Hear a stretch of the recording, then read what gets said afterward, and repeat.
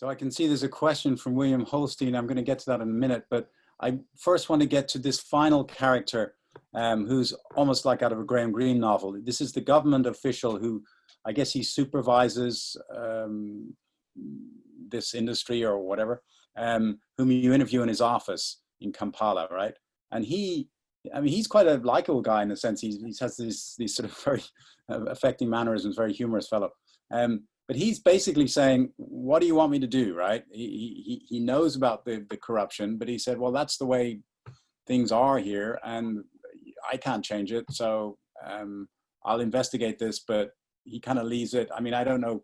Did you have a sense that his investigation was going to go very far and stop all this abuse? Either Hind or Julia, do you have a sense of that? I think a lot of the places that we end up covering in, you see certain things, or you might see government corruption, or you might see injustices, and eventually there's a feeling of frustration that, you know, what will actually change and will they actually do anything? And I think, you know, there was a small hope that we had that action would be taken against Mboizi at least, or action would be taken to try and stop any potential blackmailing that was taking place. But it's very difficult to really change something. You can't just put a plaster on top of a wound. You know, you really need to go to the core of it, and that takes a lot, and is very difficult. But he did promise to do something about Mboizi. I think Julia can explain a bit more about that.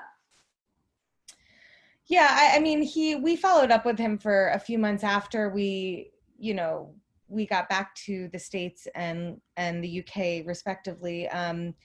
And, you know, he kept assuring me that Mboizi was under investigation, that they had, you know, paused his, you know, certain parts of his job while they were investigating him.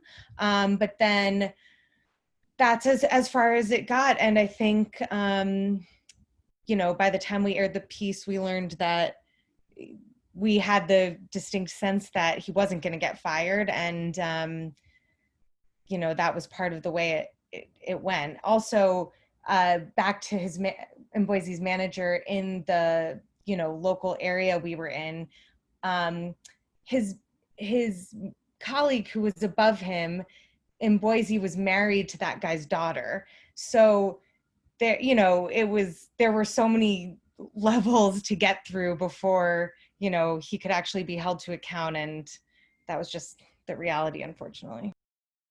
So we got a couple. Very quickly, and I think, sorry, it's really important to say, the woman in the purple dress, who was one of the other officers that was working with him, and you see her in that clip, she was wonderful. You have to say, like, she spoke to us about some of the issues that they face, and she really, really did seem to care about the children that she works with.